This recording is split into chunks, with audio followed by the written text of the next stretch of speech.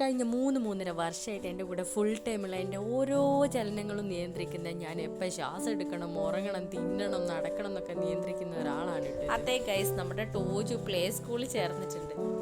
ഇന്ന് അവൻ്റെ first day ആണ്. അതിനുവേണ്ടി രാവിലെ തന്നെ എണീറ്റ് കുളിച്ച് ഫ്രഷായി അച്ഛനാണ് കേട്ടോ ഒരുക്കുന്നത്.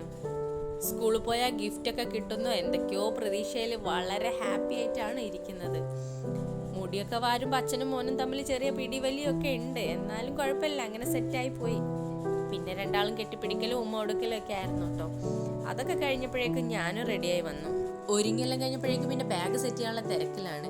അവിടെ സ്കൂളിൽ പോയാൽ ഇതുപോലെ തന്നെ നിൽക്കുമോ എന്തോ, ഞാനും ഹസ്ബൻഡും അവിടെ നിൽക്കുന്നതാണ് മൂപ്പര് വിചാരിച്ചു വെച്ചിരിക്കുന്നത്. ടോജുവിന് സങ്കടമൊന്നുമില്ല, അവൻ പുതിയ ഫ്രണ്ട്സിനൊക്കെ കിട്ടുന്നുള്ള പ്രതീക്ഷയിലാണ് ഇരിക്കുന്നത്. എനിക്ക് പക്ഷേ സങ്കടമാണോ സന്തോഷമാണോ എന്തൊക്കെയോ തരം ഫീലിംഗ് ഒക്കെ ഉണ്ട്. കല്യാണം കഴിഞ്ഞിട്ട് 10ാമത്തെ വർഷമാണ് കേട്ടോ ടോജു ഞങ്ങളുടെ ലൈഫിലേക്ക് വന്നത്.